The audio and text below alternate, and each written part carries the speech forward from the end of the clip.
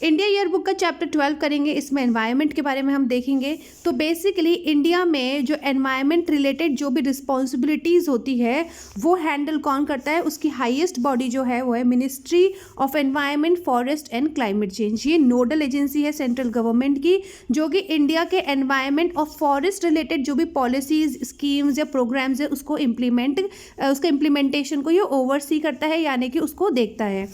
अब मिनिस्ट्री जो है ये अदर ऑर्गेनाइजेशन के साथ भी वर्क करती हैं, जैसे United Nation Environment Programme, International Centre for Integrated Mountain Development, United Nation Conference on Environment and Development, इनके साथ मिलकर भी काफ़ी प्रोग्राम्स को इम्प्लीमेंट कर रहा है। And eight the same time ministry जो है वो अदर मल्टीलैटरल बॉडीज़ के साथ भी वर्क करता है। For example commission on sustainable development, global environment facility, and कुछ रीजनल बॉडीज़ भी हैं जैसे economic and social council for Asia and Pacific, south Asian association for regional cooperation. और इन दोनों, ये तो हमारे रीजनल ग्रुपिंग्स हैं। बेसिकली ये जो रीजनल ग्रुपिंग्स का जो भी अगर कोई एजेंडा होता है, ऐसा एजेंडा जो कि एनवायरनमेंट से रिलेटेड है, तो वो जो एनवायरनमेंट से रिलेटेड एजेंडा होगा वो कौन देखेगा, इंडिया के रिस्पेक्ट में ministry of environment, forest and climate change. Botanical survey of India, तो बोटैनिकल सर्वे ऑफ इंडिया जो है ये ministry of forest, ministry of environment, forest and climate change के अंदर आता है। एंड ये इसका हाईएस्ट रिसर्च ऑर्गेनाइजेशन है। तो ये किस चीज़ की रिसर्च करता है, बेसिकली इंडिया के जो वाइल्ड प्लांट्स रिसोर्सेज हैं ये उसकी टेक्सोनॉमी और फ्लोरिस्टिक स्टडी करता है। बेसिकली ये फ्लोरा की स्टडी करता है, ठीक है। हमारे जो प्लांट्स हैं डिफरेंट हमारे इंडिया में, उनके रिलेटेड ये स्टडीज़ कंडक्ट करता है। तो इसका एस्टैब्लिशमेंट 1890 में हुआ था, यानी कि प्री इंडिपेंडेंस टाइम पे ही इसकी शुरुआत हो चुकी थी। और उस समय जब इसकी शुरुआत हुई थी, इसका बेसिक ऑब्जेक्टिव ये था कि इंडिया के जो प्लांट रिसोर्सेज हैं उसको आइडेंटिफाई करना है कि कितने टाइप के रिसोर्सेज हैं, और स्पेशली दोज प्लांट रिसोर्सेज जिनकी इकोनॉमिक वैल्यू काफ़ी हाई है। उस टाइम पे एक सर जॉर्ज किंग सुपरिटेंडेंट होते थे रॉयल बोटैनिक गार्डन के, और उनको इसका फर्स्ट डायरेक्टर अपॉइंट किया गया as ex officio honorary director, ठीक है। तो first as a honorary director BSI का सर जॉर्ज किंग को अपॉइंट किया गया। उसके बाद इंडिपेंडेंस के बाद आफ्टर 1954 गवर्नमेंट ऑफ इंडिया जो थी, उन्होंने इसको बोटैनिकल सर्वे ऑफ इंडिया को एज थोड़ा सा रिफॉर्म किया, और इसका डिपार्टमेंट का रीऑर्गेनाइजेशन करने के बाद इसको इंडिया का जो साइंटिफिक डेवलपमेंट एक्टिविटीज़ है उसका हिस्सा बनाया। Geological survey of India, geological survey of India का 100 ईयर्स से ऊपर हो चुका है। एंड ये भी मिनिस्ट्री ऑफ एनवायरनमेंट का हाईएस्ट रिसर्च इंस्टीट्यूशन है। एंड रिसर्च इंस्टीट्यूशन जैसे वो फ्लोरा से रिलेटेड ये था, ये फौना जो है यानी कि हमारे जो एनिमल्स हैं उनकी स्टडी करता है। एंड इसका शुरुआत 1916 में हुई थी, ये भी हमारे प्री इंडिपेंडेंस टाइम का ऑर्गेनाइजेशन है। And over the period of time zoological survey of India की जो एक्टिविटीज़ है वो काफ़ी ज़्यादा एक्सपैंड हो चुकी है। जैसे फौना पे कोई भी एक प्रोजेक्ट का क्या इफेक्ट होगा उससे रिलेटेड ये एनवायरनमेंट इम्पैक्ट असेसमेंट करता है। उसके बाद एनवायरमेंटल इंफॉर्मेशन सिस्टम जो एनविस है उसको ये एग्जीक्यूट करता है on faunal diversity and so on. ऐसे यहाँ पे काफ़ी सारे एक्ट्स एंड पॉलिसीज़ हैं या डिफरेंट स्कीम्स हैं, उसको ये इम्प्लीमेंट करता है। सबसे इम्पॉर्टेंट बात यहाँ पे ये है कि नेशनल जूलॉजिकल कलेक्शंस जो हैं, यानी कि हमारे जूलॉजिकल सर्वे से रिलेटेड जो भी कलेक्शंस होते हैं उसका कस्टोडियन भी जूलॉजिकल सर्वे ऑफ इंडिया है। इसका हेडक्वार्टर कोलकाता में है और 16 इसके रीजनल सेंटर्स है that are located in different parts of the country.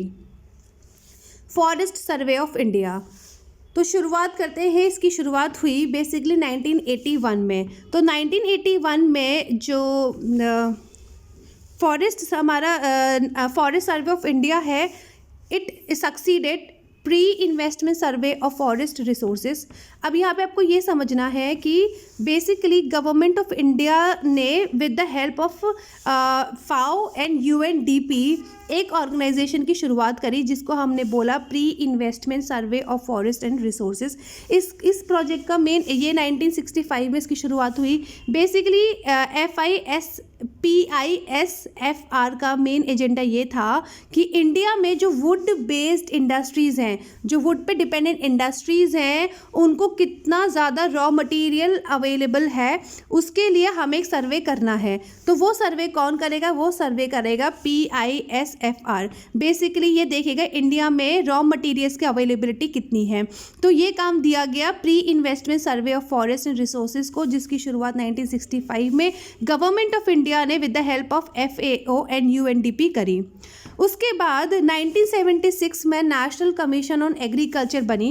इस कमीशन ने रिकमेंड किया कि हमें एक नेशनल फॉरेस्ट सर्वे ऑर्गेनाइजेशन बनाना चाहिए, और जिसका मेन काम ये होगा, जो पूरी कंट्री की, ठीक है, पूरे कंट्री वाइड का एक कॉम्प्रिहेंसिव डिटेल्ड फॉरेस्ट रिसोर्सेज का सर्वे करेगा at regular intervals, may be 5 years और 6 years, जो भी रेगुलर टाइम पीरियड होगा, उस रेगुलर टाइम पीरियड में ये जो ऑर्गेनाइजेशन होगा ये एक रिलायबल कॉम्प्रिहेंसिव डेटा देगा on forest resources.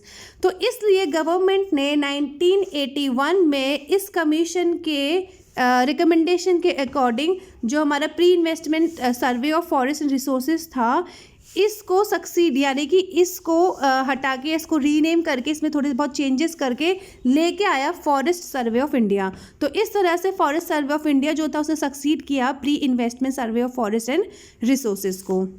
I hope ये आपको क्लियर है। बायोडाइवर्सिटी कंजर्वेशन, तो कन्वेंशन ऑन बायोलॉजिकल डाइवर्सिटी, ये जो कंजर्वेशन है बेसिकली ये one of the key agreements था जो कि साइन हुआ था एट अर्थ रियो समिट, जो कि हुई थी 1992 में ब्राज़ील में।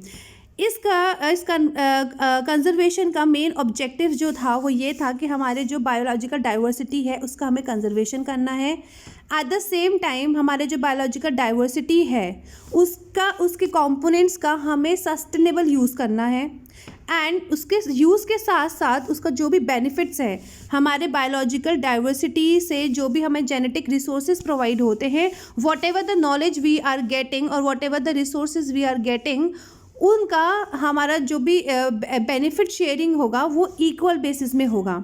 सो there should be fair and equitable sharing of benefits arising out of the use of genetic resources. ये 3 CBD का मेन एजेंडा था।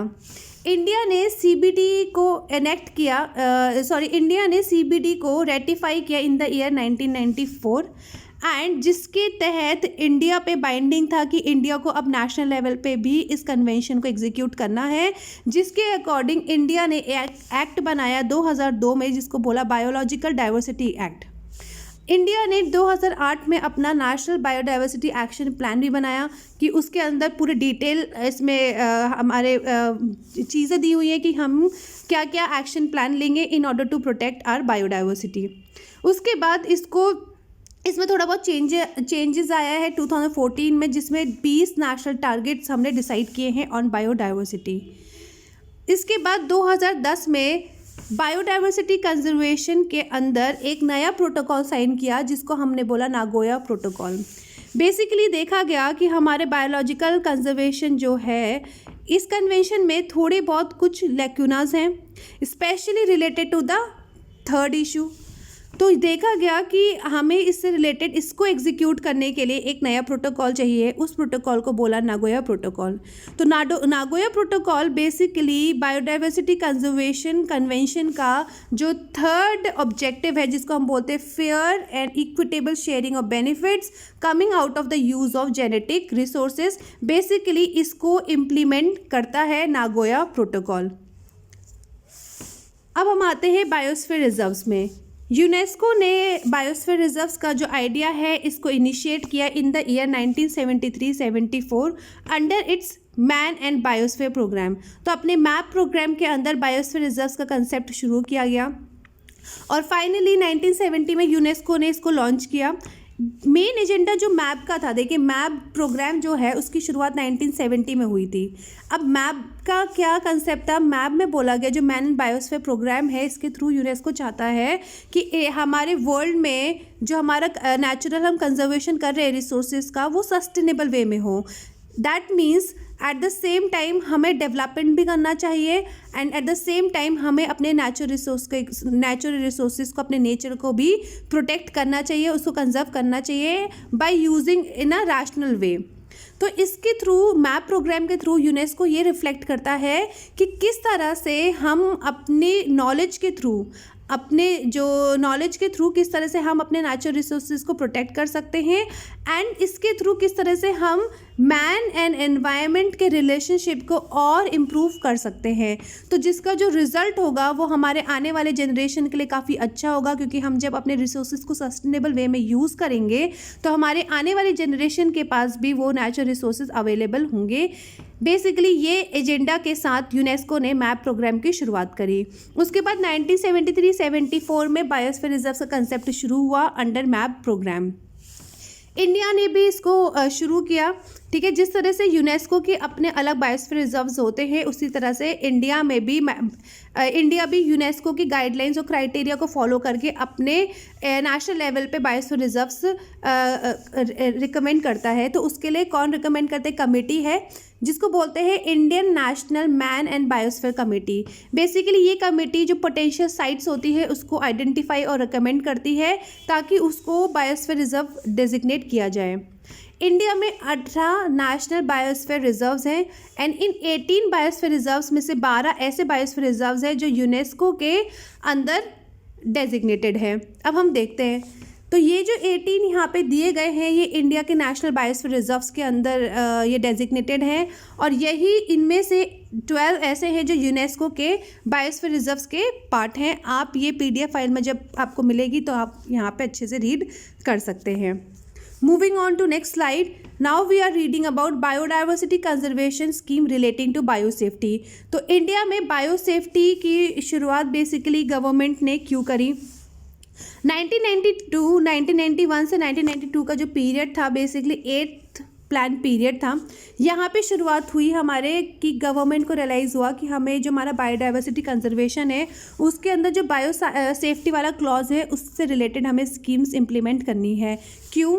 फर्स्ट, बिकॉज हमारे जो डिफरेंट एजेंसीज़ हैं that are dealing with biodiversity conservation उनके बीच में और बेहतर कोऑर्डिनेशन हो, तो उसके लिए हमें एक प्रॉपर स्कीम बनानी चाहिए। सेकंड, हमारी जो पॉलिसी इंस्ट्रूमेंट्स है that are related to biodiversity conservation उनको हम और बेहतर वे में रिव्यू और मॉनिटर कर सके। सबसे मेन ऑब्जेक्टिव जो ये था वो ये था कि जो कार्टाजेना प्रोटोकॉल है बायोसेफ्टी में, ठीक है, बायोसेफ्टी से रिलेटेड जो कार्टाजेना प्रोटोकॉल है हम उसको इम्प्लीमेंट कर सकें। देन यूनेप और ग्लोबल एनवायरनमेंट फैसिलिटी का सपोर्टेड कैपेसिटी बिल्डिंग प्रोजेक्ट है ऑन बायोसेफ्टी, इसका इम्प्लीमेंट हो सके। एंड थर्ड, हमारा जो बायोसेफ्टी मैनेजमेंट सिस्टम है उसको हम और ज़्यादा स्ट्रेंथन कर सकें। तो ये बेसिकली सबसे इम्पॉर्टेंट हमारे ऑब्जेक्टिव्स थे। इन ऑब्जेक्टिव्स को रियलिटी में, रियल लाइफ में और बेहतर और एग्जीक्यूट करने के लिए स्कीम की शुरुआत हुई on biodiversity conservation during 1991 to 1992। अब हम देखेंगे कि बेसिकली कार्टाजेना बायोसेफ्टी प्रोटोकॉल क्या है। तो Cartagena biosafety protocol convention on biological diversity that is CBD के अंदर आता है। इसको 2000 में अडॉप्ट किया गया।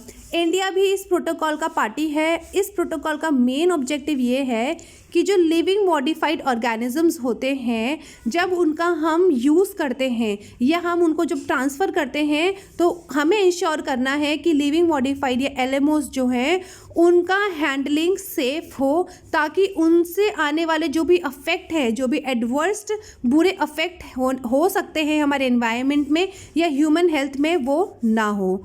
तो बेसिकली लिविंग मॉडिफाइड ऑर्गेनिजम्स का safe transfer, handling and safe use हो। एट द सेम टाइम हमारे जो बायोटेक्नोलॉजी, हमारी मॉडर्न बायोटेक्नोलॉजी से रिजल्टेंट ये जो भी जेनेटिक रिसोर्सेज हम यूज़ करते हैं इसका इफेक्ट ह्यूमन हेल्थ और एनवायरनमेंट में ना हो। फॉरेस्ट प्रोटेक्शन, तो फॉरेस्ट फायर के जो एडवर्स इफेक्ट्स है वो काफ़ी ज़्यादा बढ़ते जा रहे थे, जिसको एड्रेस करने के लिए गवर्नमेंट ने एक सेंट्रली स्पॉन्सर्ड स्कीम की शुरुआत करी that is known as scheme of forest fire prevention and management. Then moving on to wildlife conservation, ministry of environment, forest and climate change के अंदर अलग अलग डिविजन्स हैं, जिसमें से एक आता है वाइल्ड लाइफ डिविजन्स। अब ये वाइल्ड लाइफ डिवीजन जो है इसके भी 2 अदर डिविजन्स हैं। एक है प्रोजेक्ट एलिफेंट डिवीज़न और दूसरा है wildlife division. And other than these 2 divisions हमारी 3 ऑटोनोमस बॉडीज़ भी हैं। एक है wildlife institute of India जो कि रिसर्च और ट्रेनिंग करती है related to wildlife. Then we have central zoo authority जो इंडिया में जू जितने भी जू है उसको मैनेज करती है।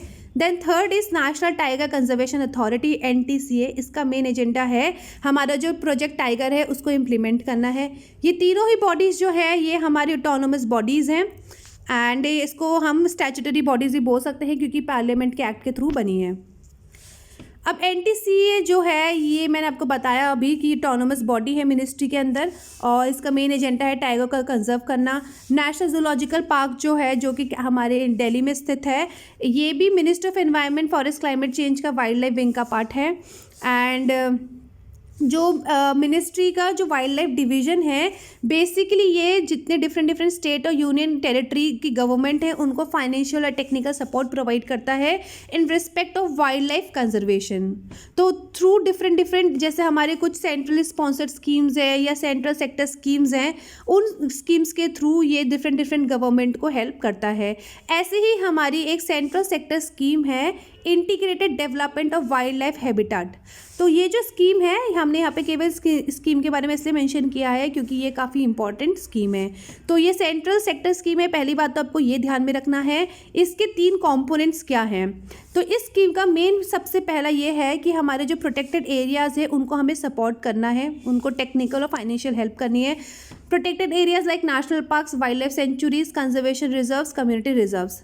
उसके बाद हमें अपनी वाइल्ड लाइफ जो कि इन प्रोटेक्टेड एरियाज़ के बाहर है उसका भी प्रोटेक्शन देखना है। देन थर्ड इज़ हमारे जो भी क्रिटिकली एंडेंजर्ड स्पीशीज़ है और साथ ही साथ में उनका जो हैबिटेट है उसको सेव करना है। और कैसे सेव करेंगे?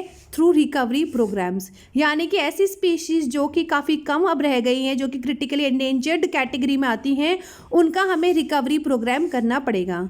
तो ये तीनों ही ऑब्जेक्टिव्स हैं integrated development of wildlife habitat के। I hope this is clear to you all. Wildlife crime control bureau. तो wildlife crime control bureau जो है ये मिनिस्ट्री ऑफ एनवायरनमेंट के अंदर आता है। ये स्टैट्यूटरी बॉडी है, दैट मीन्स ये पार्लियामेंट के एक्ट के थ्रू बनी है। 2007 में इसका इंस्टीट्यूशन हुआ था। हेडक्वार्टर न्यू दिल्ली में है। 5 रीजनल ऑफिसेज हैं, Delhi, Kolkata, Mumbai, Chennai and Jabalpur. And other 3 सब रीजनल ऑफिसेज है, गुवाहाटी, अमृतसर, कोची। ये इतना इंपॉर्टेंट डेटा नहीं है तो आपको इतना ध्यान रखना नहीं है। बेसिकली इसका मैंडेट क्या है, इसका काम क्या है? तो वाइल्ड लाइफ से रिलेटेड कोई भी क्राइम अगर होता है तो वो सारी एक्टिविटीज़ को ये कोऑर्डिनेट करता है, सारे डेटा कलेक्ट करता है और फिर वो डेटा को आगे जो एनफोर्समेंट एजेंसीज़ हैं उनको पास ऑन करता है ताकि एनफोर्समेंट एजेंसीज़ जो भी क्रिमिनल्स हैं इन respect of wildlife crime activities उनको एप्रीहेंड कर सकें, उनको पकड़ सकें। एट द सेम टाइम जो wild life crime control bureau है ये एक सेंट्रलाइज्ड वाइल्ड लाइफ क्राइम का डेटा बैंक भी इस्टेब्लिश करता है, यानी कि जितना भी इंडिया में एक डेटा वाइल्ड लाइफ रिलेटेड कोई भी क्राइम होता है वो सारा इसमें डेटा फीड किया जाता है। At the same time international level में जितने भी ऑर्गेनाइजेशन हैं that are working in respect of reducing wildlife crime उनको ये हेल्प करता है, उनको कोऑर्डिनेट करता है। एंड इंडिया में जो wild life crime enforcement agencies है उनकी कैपेसिटी बिल्डिंग में उनको हेल्प करता है। एंड गवर्नमेंट ऑफ इंडिया को भी ये वाइल्ड लाइफ क्राइम से रिलेटेड कुछ इश्यूज़ है उस पर अपने सजेशंस प्रोवाइड करता है। एंड इंटरनेशनल एंड नेशनल रेटिफिकेशंस जो हमें करनी है जो कि ऐसे इंटरनेशनल ऑर्गेनाइजेशंस या ऐसे इंटरनेशनल कन्वेंशंस जो कि वाइल्ड लाइफ क्राइम से रिलेटेड हैं उनसे रिलेटेड ये गवर्नमेंट ऑफ इंडिया को एडवाइस प्रोवाइड करता है। सेंट्रल जू अथॉरिटी की शुरुआत हुई थी 1992 में और न्यू दिल्ली में इसका हेडक्वार्टर है और इसको जो हमारा वाइल्ड लाइफ प्रोटेक्शन एक्ट है 1972 उसके तहत बनाया गया था। इसका मेन एजेंडा ये था कि इंडिया में जो भी जू हैं उनका फंक्शनिंग को ये और बेहतर कर सके। मेन ऑब्जेक्टिव अगर आप देखो तो ये है कि इंडिया के जो जू हैं वहाँ पे जो भी हमारे स्टैंडर्ड्स या नॉर्म्स फॉलो होते हैं इन respect of health care of animals, तो वो जो स्टैंडर्ड्स हैं उसको और ये बेहतर कर सके।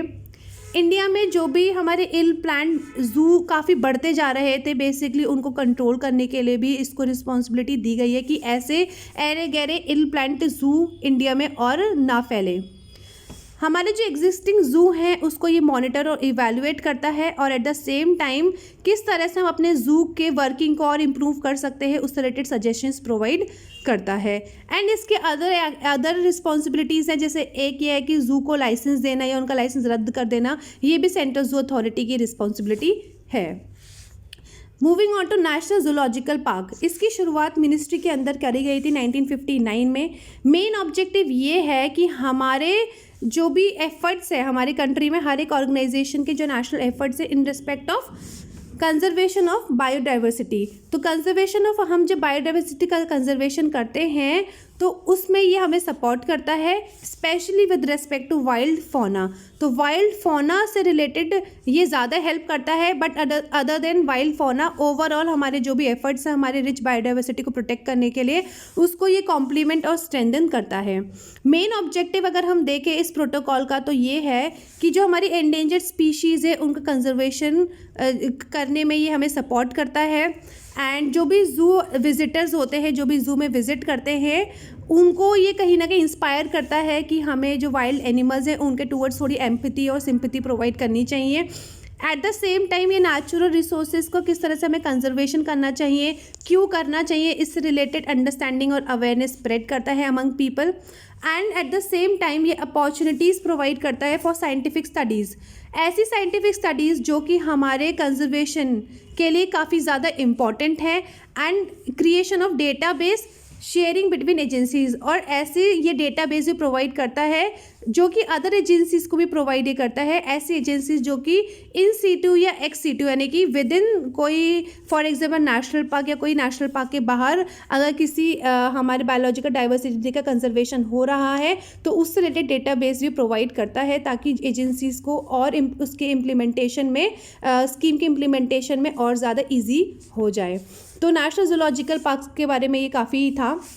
Moving on to project elephant. Project elephant जो है ये सेंट्रल स्पॉन्सर्ड स्कीम है। इसकी शुरुआत 1991-1992 में करी थी गवर्नमेंट ऑफ इंडिया ने। ऑब्जेक्टिव है कि हमारे जो एलिफेंट्स और उनके हैबिटेट और कॉरिडोर जो है उसको प्रोटेक्ट करना है। मैन और एनिमल का जो कॉन्फ्लिक्ट है, काफ़ी टाइम आपने न्यूज़ में देखा होगा कि किस तरह से एनिमल जो एलिफेंट्स हैं या मैन हैं उनके बीच में काफ़ी कॉन्फ्लिक्ट हो गया था, जिसमें हमने एक रिसेंटली कुछ टाइम पहले लॉकडाउन के टाइम में हमने देखा था कि किस तरह से एक केरला में केस हुआ था। तो बेसिकली ऐसे कॉन्फ्लिक्ट्स को ये एड्रेस करता है। एंड सबसे इंपॉर्टेंट इसका यहाँ पे ये है कि जो डोमेस्टिकेटेड एलिफेंट्स है उसके वेलफेयर के बारे में भी इस स्कीम में क्लियरली मेंशन किया गया है। Then national tiger conservation authority and project tiger. तो NTCA जो है ये स्टैट्यूटरी बॉडी है, मिनिस्ट्री के अंदर आता है। इसको वाइल्ड लाइफ प्रोटेक्शन एक्ट 1972 के तहत बनाया गया था। एंड इसका मेन एजेंडा ये है कि जो हमारा प्रोजेक्ट टाइगर है, देखिए प्रोजेक्ट टाइगर जो है इस स्कीम को इम्प्लीमेंट करना है। अब प्रोजेक्ट टाइगर क्या है? ये एक सेंट्रली स्पॉन्सर्ड स्कीम है जिसका मेन एजेंडा ये है कि हमारे टाइगर रेंज स्टेट्स जो हैं उनका कंजर्वेशन करना है। तो यहाँ पे बेसिकली हम टाइगर्स का कंजर्वेशन इन सीटू वे में करते हैं, यानी कि जहाँ पे वो लोकेटेड है वहीं पे उनका प्रोटेक्शन किया जाएगा by designating these areas into tiger reserves. इस प्रोजेक्ट की शुरुआत 1973 में करी गई थी। इसका जो वर्किंग प्रोसेस है वो इस तरह से है कि जो टाइगर रिजर्व्स है उसको हम कोर और बफर स्ट्रैटेजीज़ में डिवाइड किया गया है कि ये कोर एरिया होगा, ये बफर एरिया होगा। बेसिकली कोई भी नेशनल पार्क सेंचुरी जो है उसमें अगर हम उसके कोर एरिया को हम एक लीगल स्टेटस दे देते हैं कि ये जो कोर एरिया होगा ये सबसे प्रोटेक्टेड एरिया होगा, ठीक है। इस एरिया में हर पूरे टाइप का साइलेंस होगा, कोई भी टाइप का जो एनिमल्स है उनको डिस्टर्ब नहीं किया जाएगा। इसके बाद का जो पेरिफेरल एरिया होता है इसको हम बफर एरिया बोलेंगे। ये मल्टीपर्पज़ यूज़ के लिए हम यूज़ कर सकते हैं। यहाँ पे हम देखिए यहाँ पे हम चाहे तो क्या बोलते हैं कि गवर्नमेंट चाहे तो अलग अलग लोगों को यहाँ पे अलग अलग एक्टिविटीज़ के अलाउ कर सकता है। जैसे for example scientific studies conduct करने के लिए, सेटल डाउन होने के लिए, कोई भी यहाँ पे रोड कंस्ट्रक्ट करने के लिए, सो दैट ये जो हमारा ये एरिया होगा ये मिक्स एरिया होगा। यहाँ पे हम अपनी एक्टिविटीज़ के साथ साथ अपने डेवलपमेंट के साथ साथ जो ये कोर एरिया है इसको भी हम ऑब्जर्व कर सकते हैं। तो इसके थ्रू क्या होगा कि हम डेवलपमेंट को भी कंटिन्यू करेंगे and eight the same time conservation of tigers भी हम कंटिन्यू कर सकते हैं। तो ये इस एजेंडा के थ्रू इस प्रोजेक्ट की शुरुआत हुई। इंटरनेशनल टाइगर डे सेलिब्रेट किया जाता है हर साल 29 जुलाई को। ये डिसाइड किया गया था, सेंट पीटर्सबर्ग टाइगर समिट हुई थी 2010 में, वहाँ पे इसको बोला गया था कि हम 29 जुलाई को हर साल टाइगर्स डे सेलिब्रेट करेंगे। और इस समिट में एक और डिसीजन लिया गया, वो डिसीजन ये था, यानी कि बोला गया हम 2022 तक अपने टाइगर की जो पॉपुलेशन है उसको डबल करेंगे। यानी कि इंटरनेशनल लेवल में अभी जितनी भी हमारी पॉपुलेशन है टाइगर की उसको हम 2022 तक डबल करेंगे। तो ये दो डिसीजंस लिए गए Saint Petersburg tiger summit in 2010। Animal welfare general animal board of India. तो एनिमल बोर्ड ऑफ इंडिया जो है ये एक स्टैट्यूटरी बॉडी है और इसका हेडक्वार्टर पहले तो चेन्नई में था लेकिन अब ये हरियाणा में है। कमेंट बॉक्स में कमेंट करके बताना है कि हरियाणा में कहाँ पे स्थित है।